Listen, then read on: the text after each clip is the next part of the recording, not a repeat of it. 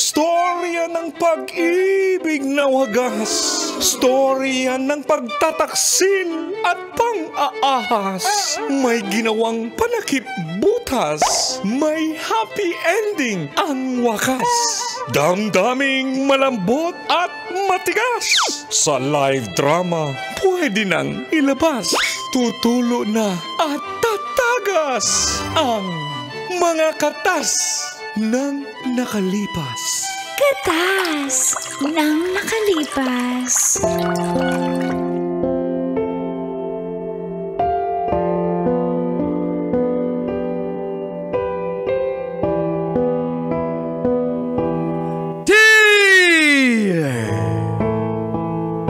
Uncle Tago And Tita Tanya Chinita.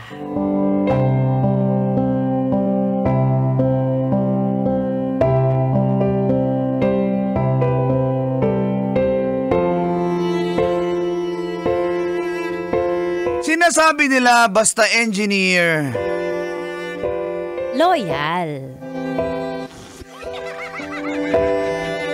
totoo po yun ang kola, tita. Isa po akong patunay na loyal ang mga engineer. Feel good morning po sa inyo at sa mga suking tagapakinig at tagapanood ng programang Mga katas ng nakalipas.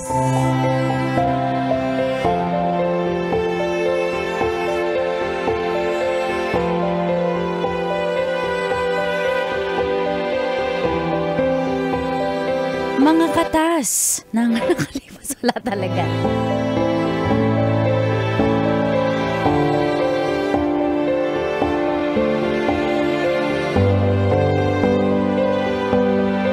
Ako po pala, si Ronel.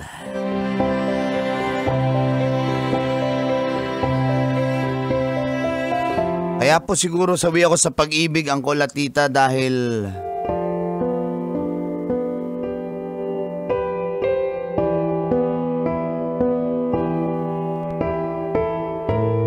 sa pagiging kaloyal ko.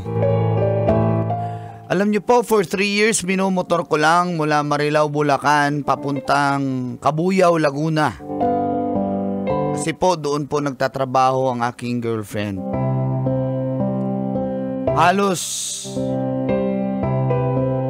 every week ako pumupunta. Pwede nga lang po araw-arawin ko, kaso nga lang ayaw niya na palagi akong pumupunta doon. Stay in po kasi siya sa kanilang kumpanya at doon sila nakatira sa kanilang dorm.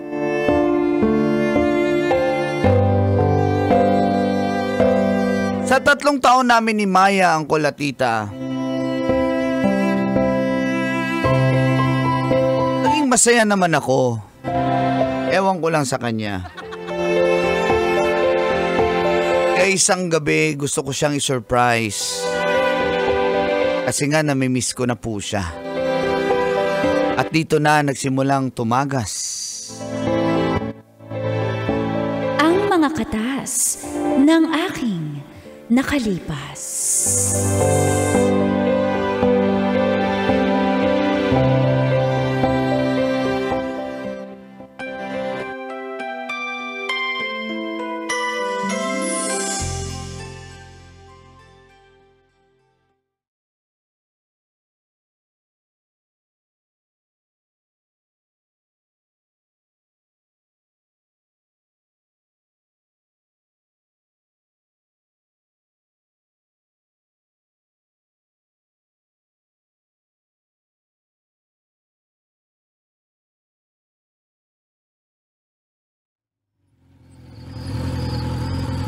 Ay, salamat. Nakarating na rin ako safe dito sa labas ng kanilang dorm. Siguro naman, maso-surprise siya ngayon na pumunta ako dito. Tsaka dala ko pa yung paborito niyang biko.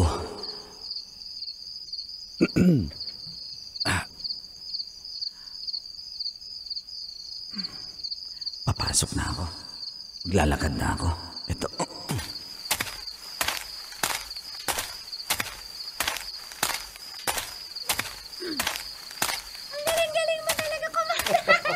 Ako pa ba? Gusto ko yung Wow! Gusto ko yung sining! Ayan, gusto ko yung sining ni Dianella. Dali. Ikaw ang tila sinigin. Hindi kasi ako updated, yung aking song hits. Ano ba kasi itong song hits ko? Buti na lang, gwapo. Grabe naman yan! Song hits, uso pa ba yan? Dali lang, gwapo mo talaga. Tapos ang talented May request ka, paano ba bang gusto mo kantahin ko at gitarahin natin? Sino yung lalaking yan? Parting time, parting time. Parang ano, sweet nila. Parting time. Ano yung makikipag-iwalay ka na ba kasi parting time? Hindi, di ba for party yun? Hindi naman! Party rock yun! Gusto ko yung kasi pang party, di ba masaya yun? Magandang gabi po. Hala. Sige, dito muna kami, ha? Ronel. Ay, Ronel. Sorry, Ay, dito muna kami! Ronel? Anong ginagawa mo dito?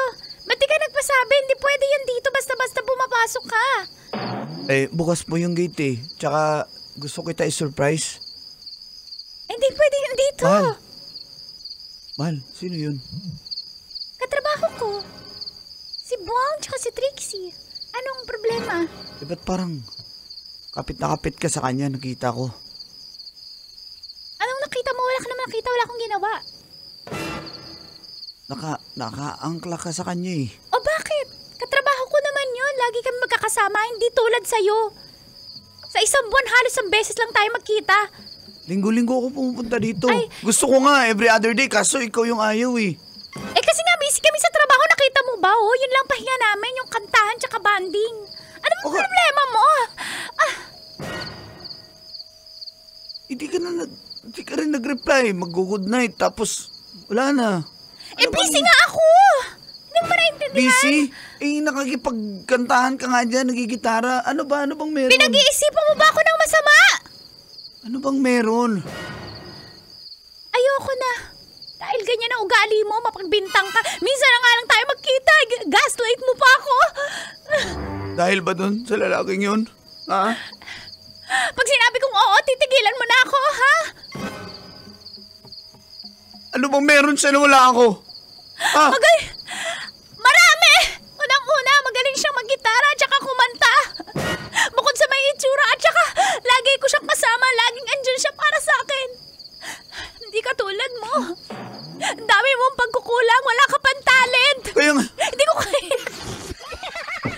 hindi ko alam nagka-talent pala yung relasyon natin. Talent portion pala to. Mas gusto ko yun, Kaya mas nga sweet ako- siya, mas sweet. Ayoko ng surprise. Hindi ako kinikilig dyan. Gusto ko yung ginigitarahan ako. Ginigitara yung ano ko. Gusto ko yung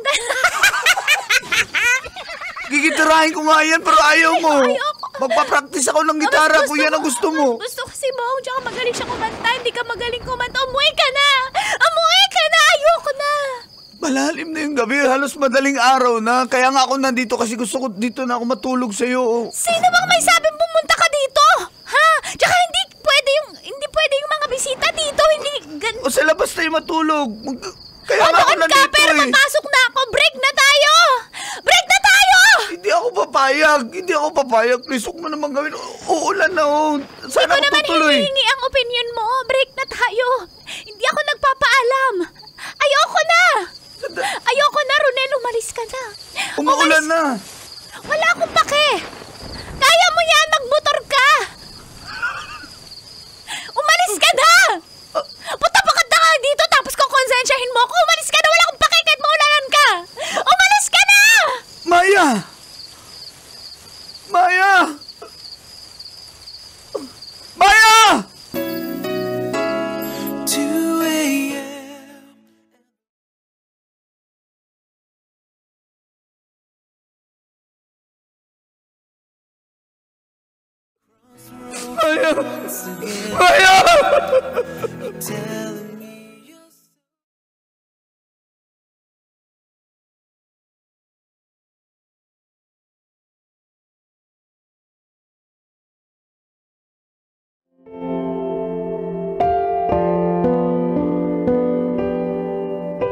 Umuwi po akong luhaan, Uncle at Tita.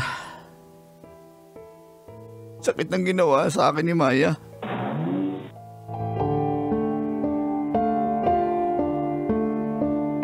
Kaya pala nung pumupunta ako sa kanya, parang iba na siya. Parang nanlamig na siya. Nadali siya nung kasamahan niyang magaling kumanta at magaling magitara. Ganun ba yon? Pag magaling ka magitara, madaling makakuha ng babae? Basic.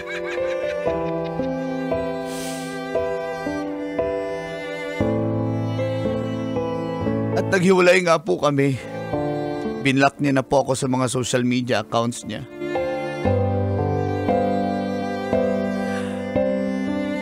Sinunod ko po ang payo ng aking mga kaibigan. Maghanap daw agad ng kapalit para mas mabilis makamove on. Ganun ba yon? Bakit mo babawasan kung pwede namang pagsabay-sabayin? Bangas ka. Kahit masakit dahil mahal na mahal ko pa rin si Maya. Siya yung first love ko. Nanligaw agad ako ng iba.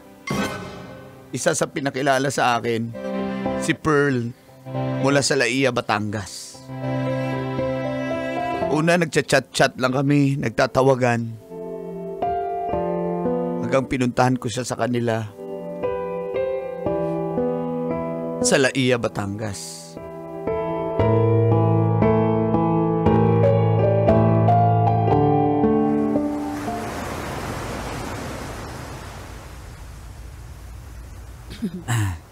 Ganyan ka ba talaga magmahal? Kinikilig ako eh. Salamat naman at kinilig ka dahil ayan yung mga kakanin tsaka nagdala ko ng chicharon tsaka suka sa Bulacan pa yan galing. Sino ba Tsaka naman? meron ding may dala din akong kwitis dyan. Galing Bulacan din yan. Parol. Wala pa namang Pasko eh. Sa Pasko na lang dadala ko kung gusto Sino mo. ba namang hindi kikiligin dyan from north to south? Ang dami mong bit-bit. Alam ko, ang dami mong trabaho, ang dami mong ginagawa. Pero tingnan mo naman mag-effort to. Alam mo, lalo kitang mamahalin kasi nakita ko kung paano ka magmahal. Pearl, alam mo naman na seryoso akong tao eh. Tsaka bala ko palang bumili ng kotse. Kahit ano lang. Yung hindi naman masyadong modelo. Basta maganda pa manakbo para alam mo yung lola mo gusto kong ipasyal eh. Mamasyal tayo. Ay, ang swerte ko sa'yo, Ronel. Ay, siya nga pala. Wala na akong hahanapin pa. Grabe ka mag-effort, pati pamilya ko, mahal mo. Thank you ah. Nalagan mo ko? Ay, si Lola. Lola! Oh, tamo nyo Lola, bless po. Tamo nyo po, ikikis ko si Ronel. Uy. Ay, sana all. Hindi ko na maalala kung kailan ako naging yan eh. Ay, sana all. Ay, natutuwa ako sa inyo, nagkakamabutihan na ba talaga kayo maigi? Opo, salamat po pala Lola at tinanggap niyo ako dito sa tahanan Ay, niyo. oo naman. Mahal na mahal ko po yung apo niyo. Tsaka seryoso po ako sa kanya. Hindi ko po siya sasaktan. Hindi ko po siya lulukohin. Mahal na mahal ko. Pasensya na mo, mababaw na yung luha ko talaga. Lola, temo, hahalikan ko ulit si Ronel para hindi na umiyak. Hindi nakakaiya na dyan, Lola mo. Ay, sana all. Teka lang. Alam mo, iho, hindi ko naman kino-question ang iyong pagmamahal. Kitang-kita mo naman, galing ka nga saan? Galing pa akong Bulacan po, Marilao. Bulacan to Batangas. Ibig sabihin, Opo. galing kang norte, papunta. Sino ba naman ang hindi maniniwalang totoo ka, seryoso ka? Pero yung mga engineer dito sa amin, Batangas, Cavite, Maynila, apakababaero. Hindi naman. Pero ikaw, parang iba ka. Kaya naniniwala akong ako may chance pa. May... chance pang magka-engineer na apong mabait at loyal. Ay, opo naman po. Ano para sa akin pasalubong mo? May mga kakanin pa akong dala dito, Lola. Ito, pilihan niyo na lang. Pampasugar ko yan. Ay, hindi. Ito, yung palitaw na walang asukal. Ito.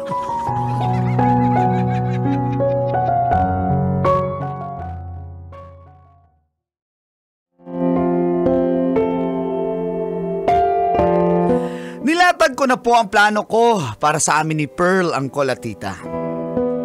Ayoko na maulit po ang nangyari sa akin noon kay Maya. Gusto kong masecure na siya agad-agad. Sabi ko, bibili ako ng sasakyan, kahit second hand lang. At may bahay naman ako, kaso nga lang, ayaw sumama ni Pearl dahil nga malayo sa lola niya. Na-assign po ako sa isang project sa Mindanao sa Mati City, Davao Oriental. Kasi po, gagawa kami ng isang resort. At nagstay po ako doon ng halos 7 buwan.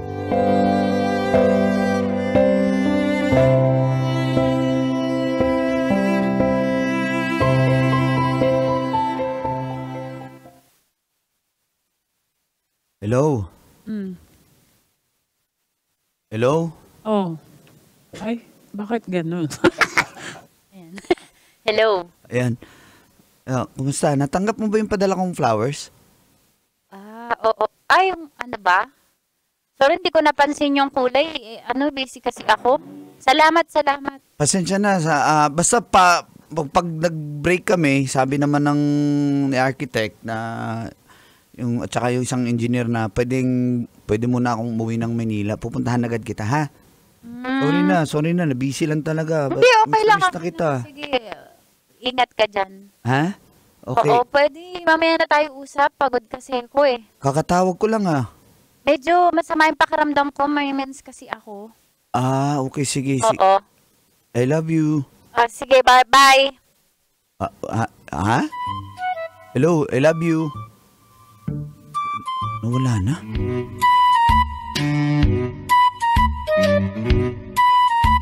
Agad akong pumunta sa Laia, Batangas nung nagkaroon ng break sa aming trabaho.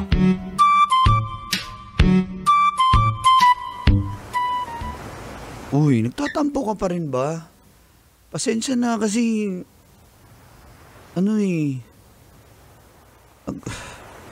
karon nga ng buntik na nga ako ni makauwi. Ronel, ayoko na. Ayaw mo dito, balik tayo sa loob ng bahay niyo. Ayoko na sa'yo.